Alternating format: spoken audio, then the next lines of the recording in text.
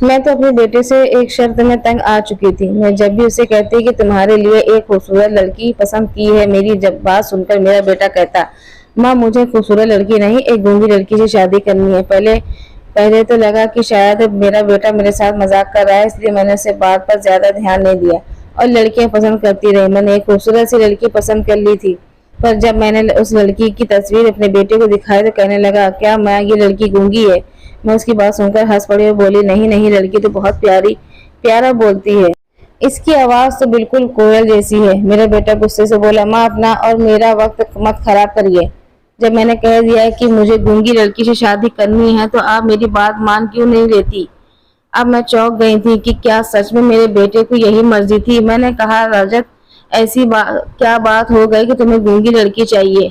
रजत बोला, माँ मैं तो शादी ही नहीं करना चाहता था, पर आप इतना जिद करती हो तो मैंने मान लिया, पर एक ही शर्त पे। मैं जब शादी करूंगा गूंगी लड़की से ही करूंगा। मैं अजीब सी परेशान से घिर गई थी क्योंकि मैं रजत को बचपन से जानती थी। वो शुरू से ही बहुत गंभीर था, हर वक्त सोच में डूबा रहता था। कम से काम रखने वाला भी उसने कभी बेवजह हंसी मजाक भी नहीं किया था, इसलिए मैं अच्छी तरीके से जानती थी कि वो ये सब मजाक नहीं कर रहा है, क्योंकि उसकी हर बात पत्थर की लकीर होती थी। एक बार फिर मैंने उसे समझाते हुए कहा, बेटा अगर तुम अभी शादी नहीं करना चाहते तो ठीक है, पर यह गूंगी लड़की क्यों? उसने कहा कि माँ गूंगी लड़की इंसान नहीं होती है बेटा, ऐसी बात नहीं है, मगर तुम अच्छी तरीके से जानती हो कि मैंने अगर तुम्हारे लिए गूंगी लड़की ढूंढी तो लोग हम दोनों का मजाक बनाएंगे। लोग कहेंगे कि रजत को न जाने ऐसी कौन सी कमी थी जो मैंने तुम्हारे लिए गूंगी लड़की ढूंढी। उसने कहा, मैं आज तक किसी की परवाह नहीं की, मुझे लोगों की बात पे कोई मतलब नहीं है। मैं शादी करूंगा तो गूंगी लड़की से ही करूंगा। रजत की जिद आगे मैंने हार मान ली थी, मगर सबसे बड़ी परेशानी ये थी कि गूंगी लड़की ढूंढे तो कहाँ से ढूंढे। खैर रजत की इस फैसले को मैंने मान लिया था क्योंकि मैं चाहती थी कि रजत का हर घर जल्द से जल्द बस जाए, क्योंकि मेरा एक ही बेटा था। मैं चाहती थी कि उसका घर अपने जीते जी बसा दे सकूं। यह भी वजह थी कि मेरी उम्र अब धीरे धीरे ढल रही थी, मुझसे घर के काम नहीं होते थे। जब रजत 2 साल का था तो उसके पापा इस दुनिया से चल बसे थे। उस वक्त मेरी उम्र कम थी। मुझे लोगों ने मशवरा दिया कि मैं दूसरी शादी करके अपना घर बसा लूं, मगर मैं रजत की वजह से ये कदम न उठा सकी। अपनी औलाद तो हर इंसान को प्यारी होती है, मगर मुझे रजत के अंदर इस कदर प्यार था कि मैं उसके लिए कुछ भी कर सकती थी। जब भी मुझसे कोई कहता कि दूसरी शादी कर लो, तो मेरे दिमाग में यह ख्याल आता कि अगर मेरे दूसरे पति ने मेरे बेटे का ख्याल न रखा तो, अगर वो उसकी जिंदगी लेने से इनकार कर दिया तो मैं क्या करूंगी। बस इसी वजह से मैंने दूसरी शादी नहीं की। मुझे रजत की बहुत लगाव था। मैंने अपने घर का माहौल एकदम दोस्ताना रखा था। मैं चाहती थी कि और रजत एक दोस्तों की तरह रहे और एक दूसरे के साथ हर बात शेयर करे, पर मैं ऐसा करने में नाकाम रही। न जाने रजत क्यों खोया खोया सा रहता था। शुरू में तो मुझे लगा कि बच्चा छोटा है, बाप की कमी को महसूस करता होगा, शायद जब बड़ा हो तो ठीक हो जाएगा, मगर ये मेरी गलतफहमी थी। वो तो बड़े होने के बाद भी गुमसुम रहने लगा। फिर मैंने सोचा किसी ऐसी लड़की से शादी कराऊंगी जो बहुत हंसमुख होगी, रजत से ढेर सारी बातें करेगी, तो रजत धीरे धीरे सुधर जाएगा। मगर ऐसे इस अरमान पर भी रजत ने पानी फेर दिया। हमेशा की तरह इस बार भी मैंने रजत की ख्वाहिश के आगे हार मान ली थी। मैं उसके लिए अब गूंगी लड़की ढूंढने लगी थी, मगर मुझे यार पता नहीं था कि गूंगी ढूंढना इस कदर मुश्किल हो जाएगा।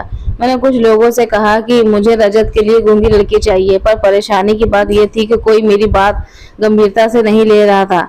मैं किसी से गूंगी लड़की की बात करती वो आगे से कहता, थोड़ी तुम गूंगी लड़की, या देखो तस्वीर, यह कितनी प्यारी लड़की है, माँ पास है और बहुत सुंदर भी है। लड़कियों की तस्वीर दिखाकर लोग तारीफ करते हुए नहीं थकते थे, लेकिन मैं अब बहुत परेशान हो चुकी थी।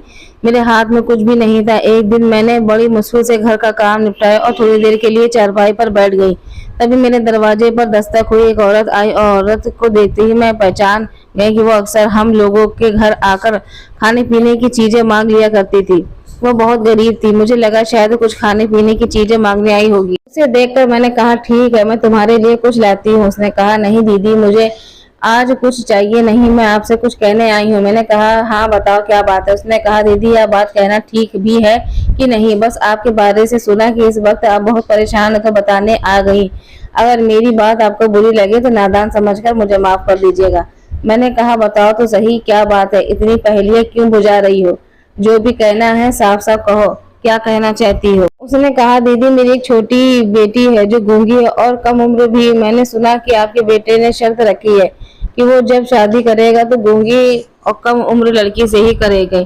अगर आप मेरी बेटी से अपने बेटे की शादी करवाना चाहे तो खुशी खुशी अपनी बेटी की शादी आपके बेटे से करने को तैयार हो जाऊंगी। मैं मामूली सी बात सुनकर बहुत सोच में डूब गई। मेरे चेहरे के तासुरात देखकर अब हवा हाथ जोड़ते हुए बोली दीदी अगर आप मुझसे कुछ कहने में गलती हो गई हो तो मुझे माफ कर दीजिए। इतना कहकर मेरा जवाब सुनने बगैर वो वहां से चली गई।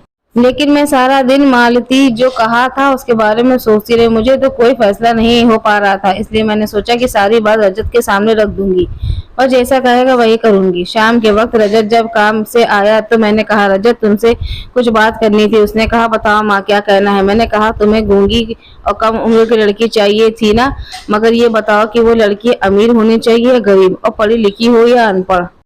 मेरी बात सुनकर रजत के चेहरे पर मुस्कुराहट छा गई और वो मुस्कुराकर बोला माँ मुझे सिर्फ गूंगी और कम उम्र की लड़की चाहिए, बस मेरी यही डिमांड है।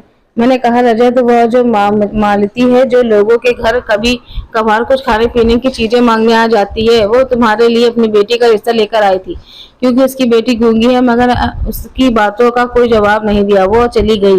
दरअसल मैं यह सोचकर परेशान हो गई कि मैं अपने इकलौते बेटे के लिए फकीरनी की बेटी की ब्याह कैसे कर लाऊंगी, मगर फिर सोचा तुमसे मशवरा कर लूंगी, अगर तुम्हें एतराज नहीं होगा तो मैं उसे अपनी बहू बना लूंगी। मेरी बात सुनकर रजत झट से बोला माँ आपकी उसी वक्त मालती की बात मान लेनी चाहिए थी और उसे बता देना चाहिए था कि मुझे ये रिश्ता मंजूर है। मैंने कहा रजत तुम्हें ये फैसला सोच समझकर करना है, बाद में यह ना हो कि तुम मुझसे कहो कि आपने मेरे लिए कैसी लड़की पसंद कर ली है।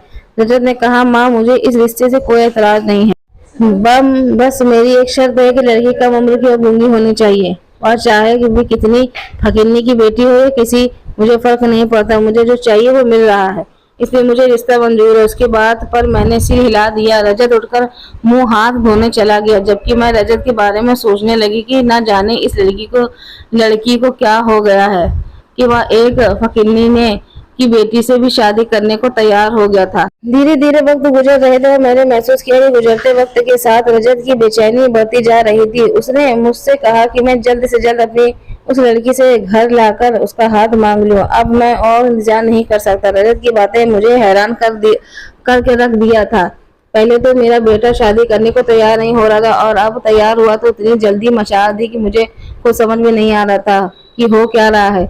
और खैर 2 दिन बाद और रजत मालती के घर गए। मालती हमें देखते ही खुश हो गए और वो समझ गई कि उनकी बेटी का हाथ मांगने आई हूँ। उसने हाथ जोड़ते हुए हमें एक चारपाई पर बिठाया और कुछ देर बाद वो अपनी बेटी सुधा को लेकर आई। मालती की बेटी सुधा इतनी खूबसूरत थी कि उसे देखकर जी नहीं भर रहा था। मालती ने कहा दीदी ये मेरी बेटी है सुधा।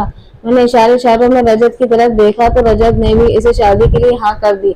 मैंने उसी दिन अपने बेटे के फैसले के आगे हार मानकर बिना कुछ सोचे समझे रजत और सुधा की शादी तय कर दी।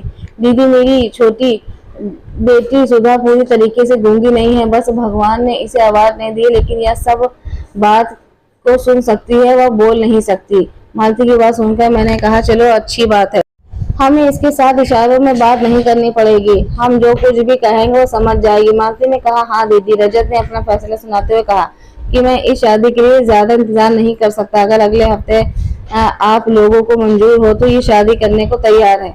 रजत की इस बात पर मुझे बहुत गुस्सा आया कि इस लड़के को शर्म नाम की कोई चीज भी है कि नहीं। हम बड़ों के आगे अपना ही फैसला सुनाते लगा और शादी की इतनी भी जल्दी क्या है, आखिर ये इतना बेचैन क्यों है। पर अब तक मैंने अपने बेटे के हर फैसले पर हामी भरी तो यह फैसला भी मुझे अपना मानना ही था। इस बात पर मैंने मालती की तरफ देखा तो उसे भी जल्दी शादी के कोई इतराज नहीं था।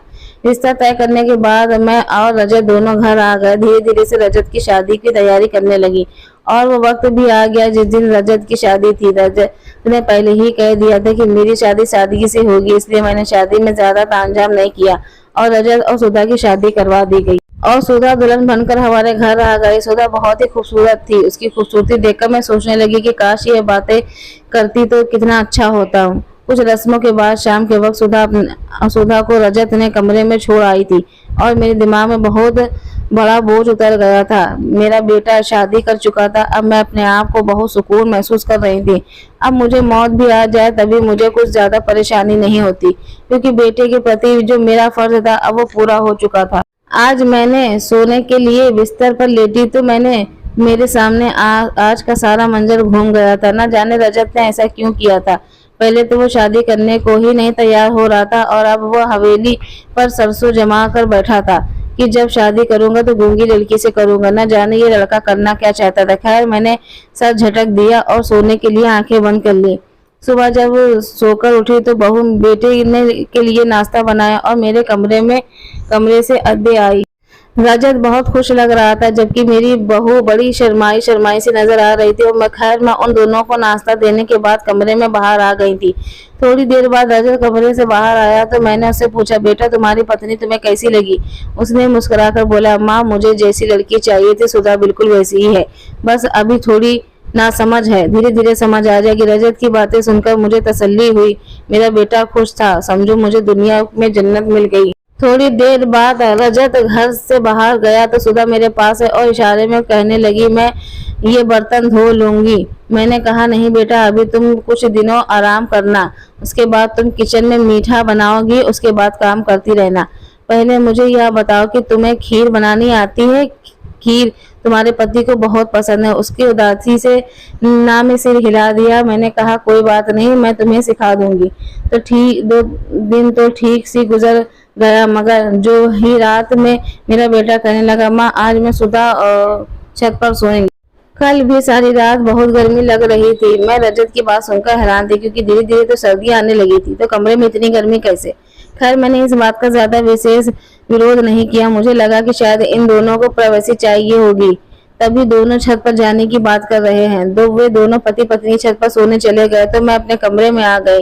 सुबह जब सुधा नीचे आए तो बहुत ज्यादा थकी हुई लग रही थी।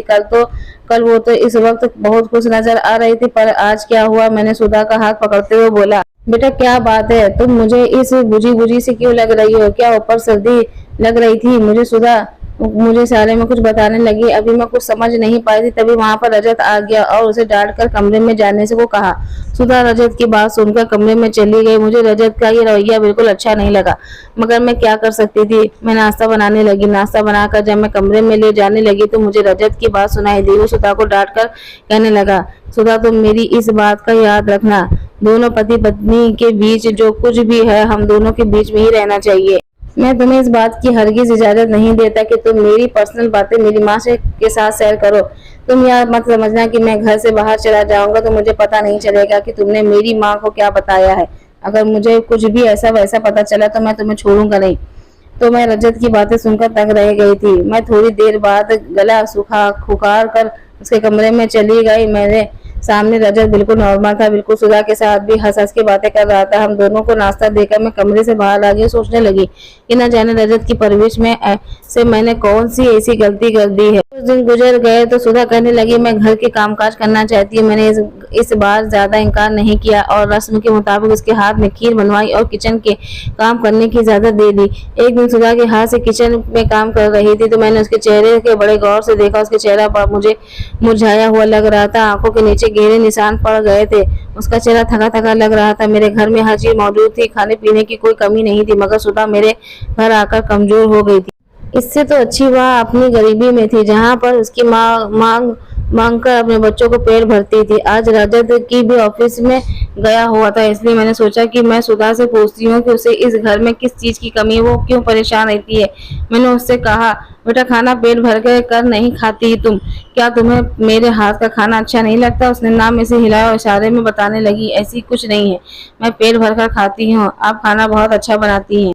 तुम्हारी माँ जब मुझसे पूछेगी तो मेरी बेटी इतनी कमजोर क्यों हो गई तो मैं उन्हें क्या जवाब दूंगी? सुधा की आंखें आंसू में भर गई। उसने मुझे इशारे में बताया कि रजत से डर लगता है। उसकी बात सुनकर मैं बहुत ज्यादा परेशान हो गई थी। मैं बोली, क्यों रजत तुम्हें डरा के क्यों लगता है? उसने मुझसे कुछ कहा। सुधा एकदम से फूट फूट कर रोने लगी और मेरे सीने से लग गई। उस बच्ची की हालत मुझसे देखी नहीं जा रही थी। मैंने कहा, क्या बात है सुधा, मुझे खुलकर बताओ, मैं रजत की खबर लूंगी। उसने मेरे सामने हाथ जोड़ लिया और मुझसे समझाने लगी कि आप इस बात का जिक्र रजत से बिल्कुल मत करिएगा, नहीं तो वो मुझ पर गुस्सा करेंगे। मैंने सांत्वना देते हुए उसे समझाया कि तुम बेफिक्र रहो, मैं रजत को बहुत कुछ नहीं बताऊंगी। पर उसके बाद मैंने सुधा से ज्यादा पूछताछ नहीं की क्योंकि वह पहले से ही डरी हुई थी। शाम को रजत जब ऑफिस से आया तो इन दोनों गौर से देखने लगी तो साफ साफ नजर आ रहा था कि इन दोनों में के बीच कुछ तो जरूर है। सुधा की हालत देखकर मैंने सोच लिया था कि आज मैं इस रात में पर्दा हटाकर रहूंगी। रात हुई तो रजत और सुधा छत पर सोने चले गए। उन दोनों को छत पर जाते ही मैं सोचने लगी कि मुझे सब कुछ अपनी आंखों से देखना है कि आखिर माजरा क्या है। मैं धीरे धीरे करके सीढ़ियां चढ़ने लगी। तब छत पर पहुंचते ही सामने का मंजर देख मेरा दिल दहल गया, क्योंकि बल्कि यूं कहे कि मेरी आंखें शर्म से झुक गई। मेरे छत पर एक बड़ा सा कमरा था। मैं उसके कमरे की खिड़की में से देखने लगी तो देखा रजत और सुधा उस कमरे में निवास पर बैठे हुए थे। रजत अपने सामने सुधा को बैठाकर जलती हुई आग में कुछ डालकर पन्न पूजने जा रहा था। उन दोनों को देखकर मुझे इसको समझ में आ गया माजरा क्या है, क्योंकि वह अंधविश्वास का मजरा है।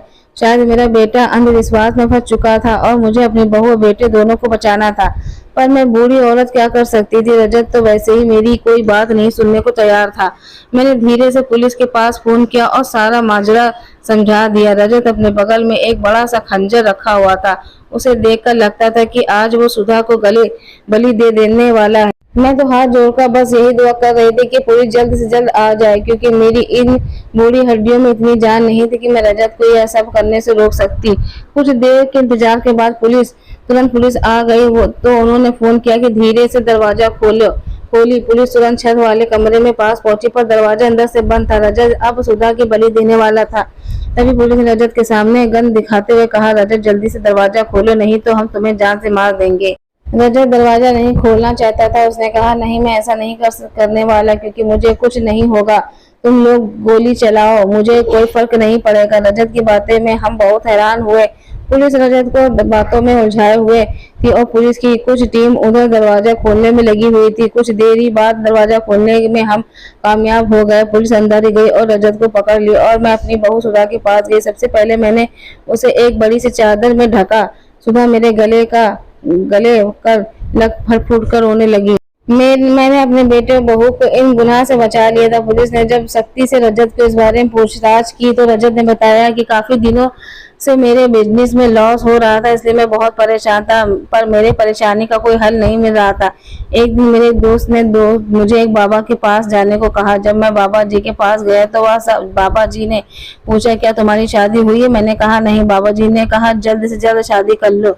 मैं अपनी नई नवेली दुल्हन को अपने सामने निवर्स बैठा कर एक मंत्र पढ़ो और एक हफ्ते की पूजा के बाद उसकी बलि दे दो, जिससे तुम्हारे सारे बिगड़े काम बन जाएंगे। तुम्हें धीरे धीरे बहुत पैसे वाले हो जाओगे। यह बात बहुत बहुत मुश्किल था, क्योंकि मैं भी लड़की से मैं शादी करता तो यह सब मेरी माँ को बता देती।